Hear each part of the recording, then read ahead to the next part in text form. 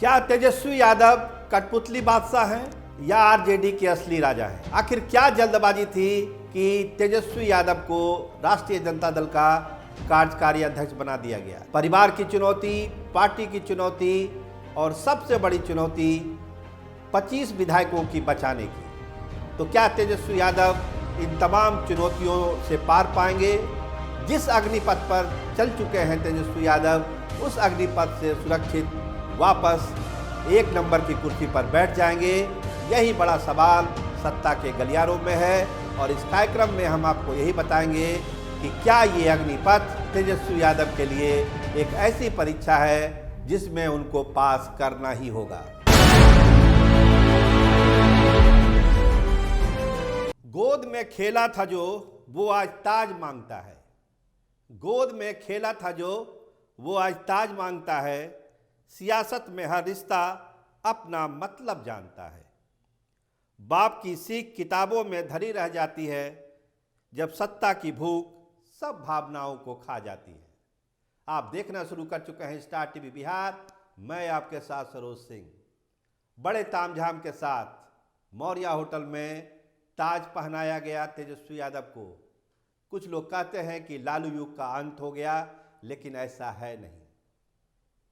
फैसला अभी भी लालू यादव को ही करना है। लेकिन क्या जल्दबाजी थी कि कार्यकारी अध्यक्ष बनाया गया? उनके स्वास्थ्य का हवाला देकर,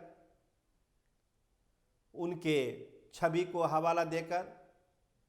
क्या चुनाव से पहले ये सारी चीजें तेजस्वी यादव को नजर नहीं आ रही थी? आखिर जल्दी क्या थी?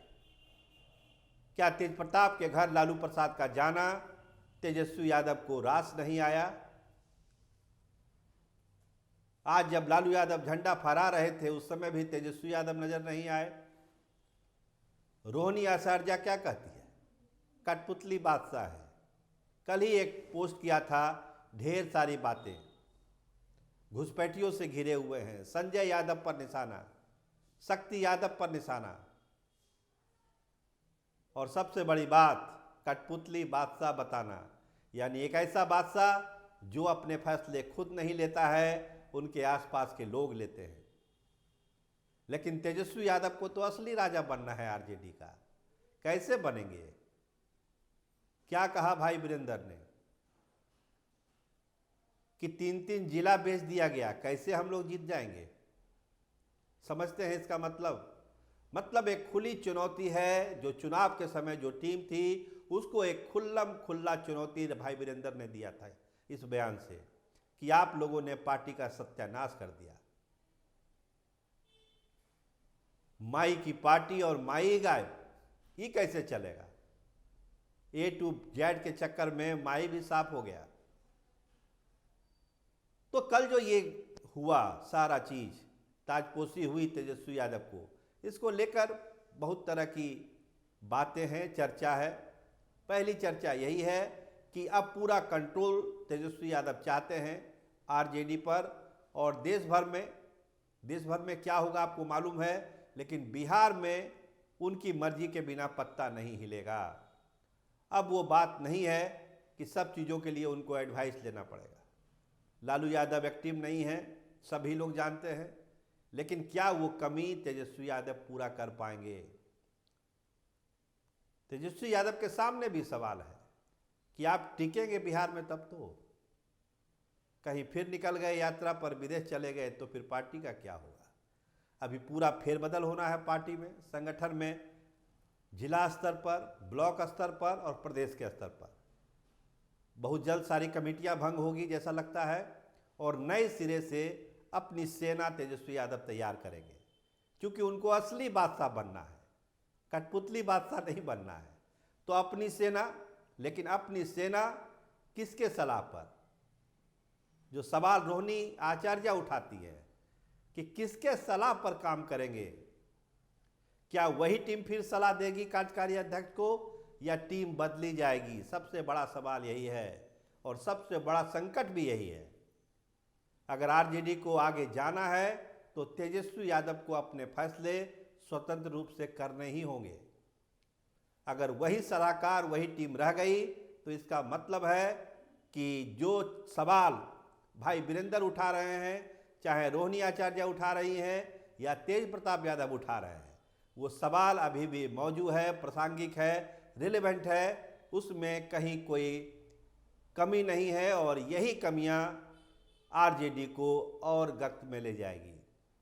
विधायकों के टूटने की बात होती है कि विधायक टूट जाएंगे, उनको भी बचाना है तेजस्वी यादव को। पार्टी के कार्यकर्ताओं का, नेताओं का मनोबल जो एकदम गिरा हुआ है, उसको उठाना है। यात्रा पर निकलने की बात कही गई थी, डेट अभी मुकर्रर नहीं है, यात्रा पर निकलना होगा क्योंकि नीतीश कुमार यात्रा पर हैं। 1 जून से प्रशांत किशोर भी यात्रा पर निकलने वाले हैं। मुद्दों की कोई कमी नहीं है, मुद्दे तो हैं, लेकिन उन मुद्दों को भुनाने की ताकत भी होनी चाहिए नेता में। अगर नेता कठपुतली बादशाह होगा तो कुछ नहीं होगा। अगर असली बादशाह होगा तो फिर जानिए कि बिहार में 25 विधायकों से भी एक मजबूत विपक्ष की भूमिका निभाई जा सकती है। 2 तारीख से विधानसभा का सत्र है, पता चलेगा कि क्या तेवर है तेजस्वी यादव के, किन मुद्दों को उठाते हैं और क्या सही में वो असली राजा बनने की राह पर निकले हैं या फिर सब कुछ आईवास है। पद कोई भी हो, कार्यकारी अध्यक्ष तो बहुत लोग रहते हैं, कोई मतलब नहीं ना अध्यक्ष पद का, लेकिन आप एक्ट कैसा करते हैं। ऐसा नहीं है कि तेजस्वी यादव के किसी काम को लालू प्रसाद ने चुनाव से पहले भी रोका होगा, ऐसी कोई खबरें भी नहीं है। लेकिन आपने कार्यकारी अध्यक्ष का पद लिया, पूरे ताम झाम के साथ लिया, तो कब इस पद की जो गरिमा है और जो ताकत है, इसको भी आपको संसद से लेकर, विधानसभा से लेकर सड़क तक दिखानी पड़ेगी, तभी इसका कोई मतलब है। नहीं तो फिर रोहिणी आचार्य जो कहती है कठपुतली बादशाह, वही चीज़ साबित होगी। इसलिए एक अग्निपथ से गुजरना है तेजस्वी यादव को। कैसे गुजरेंगे, टीम कैसे बनती है, विधानसभा में कौन कौन से मुद्दे उठाते हैं, और सबसे बड़ी बात अपने विधायक दल का मनोबल कैसे उठाते हैं, अपने नेताओं का मनोबल कैसे बढ़ाते हैं, क्योंकि पार्टी की बुनियाद वही है। अगर बुनियाद ही हिलेगी तो कुछ नहीं हो सकता। आप कार्यकारी अध्यक्ष बनिए, कुछ भी बन जाइए, अगर पार्टी में ही ताकत नहीं है तो ऐसे पद का कोई मतलब रह नहीं जाता है। तो इंतज़ार करिए, 1 हफ्ते का वक्त है। तेजस्वी यादव को ढेर सारे फैसले लेने हैं, अपने परिवार की चुनौतियों का भी सामना करना है, पार्टी के चुनौतियों का भी सामना करना है, और नीतीश सरकार को घेरना भी है विधानसभा से लेकर सड़क तक। देखिए, एक पूरी परीक्षा तेजस्वी यादव के सामने है। आप देखते रहिए स्टार टीवी बिहार। आपका बहुत धन्यवाद, आपका बहुत बहुत शुक्रिया।